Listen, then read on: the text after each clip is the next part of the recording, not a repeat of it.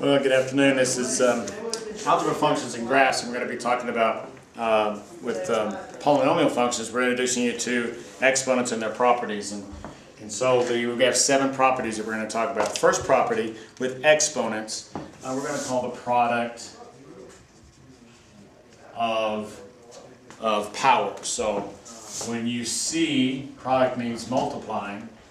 So when you see two exponentials expressions where you have a base being raised to a power, and you see that being multiplied to another base to another power. The property here is what you do is if the bases are the same, and they have to, the base will remain the same, and you will add the exponents.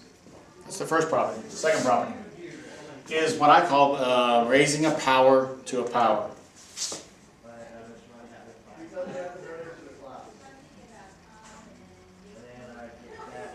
So that's got to look different. You've got to be able to distinguish between the two. This is when you have a single base being raised to a power, and yet you see parentheses in that expression, that exponential base and power is being raised to a power. So we're raising this power to a power. See how that's different than multiplying two bases that are the same? Raising a power to a power. What you do then is the base again stays the same, just like the base stays the same up here, but instead of adding them, you multiply the exponents. Got it? 2 different rules. Third rule.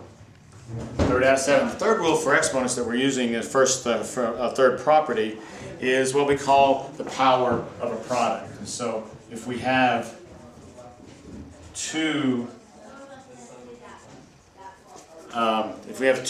bases being multiplied inside a parenthesis, so we have two numbers being multiplied, the product of those two, and you raise it to a power. And what you do here, again, sort of this property of raising a power to power. Because what's the exponent on the A? Yeah, it's 1. We don't write it. We know it's there. What's the exponent on the B? It's 1. And what did this property say to do with the power being raised to a power? Yeah, you take that base, stays the same. And what do you do with the 1 in the end? You multiply it. What do you do with the 1 in the end on the B? You multiply it. And so now, can you apply this power property to this expression? Yes or no? No. Can't do that because these aren't the same bases, right? So we're not going to apply that. So that's 3. The fourth property, as it applies to exponents, the rules that we need to know, is what we're going to call the negative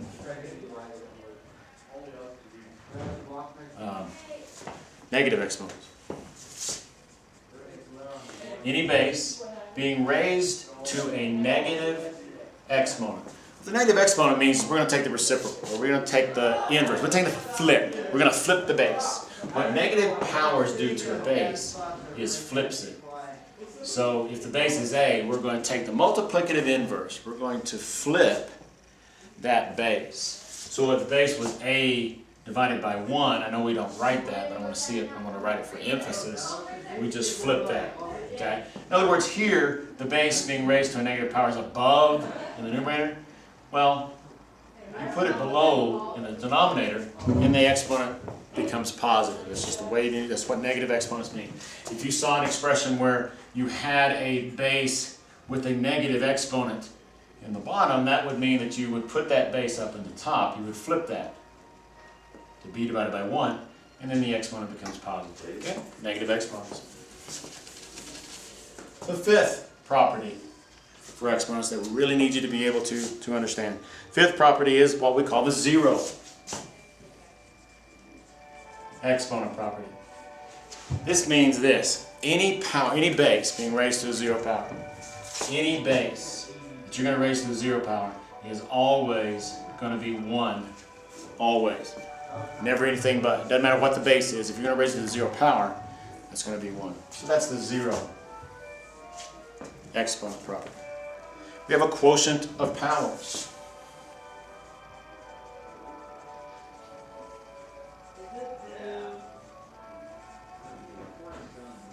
Quotient means dividing. So if we have an example where we have a base being raised to a power, and you see that same base being raised, or divided by the same base being raised to a power. What this does, here you got one base being divided by its same base. What you do with those exponents, when we were multiplying them, we added the exponents. Here we're dividing, so we're going to subtract, yet we need to subtract in a particular direction, top minus bottom.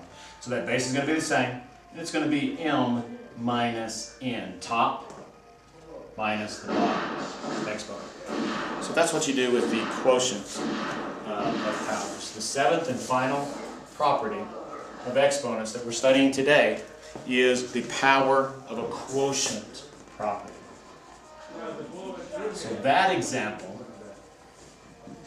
is if we have in parentheses, if we have two numbers being divided, an A number and a B number, if we're dividing those two, then what we want to, and then we're outside, we have that raised to a power, sort of the raising power to power. Again, what's the exponent on the A and what's the exponent on the B? We don't write it, but we know it's there. And again, what did you learn about what to do with these when you see a power being raised to a power? That's right, you multiply them. So 1 times m is m, and 1 times m is m on the base B. Get the idea? So those are our 7 properties. Man, we got to know these like blinking. These has got to be breathing in and out. Involuntary reflex of being familiar with these quotients. Enjoy those problems. If you need more, come see me. We are the Ask Academy.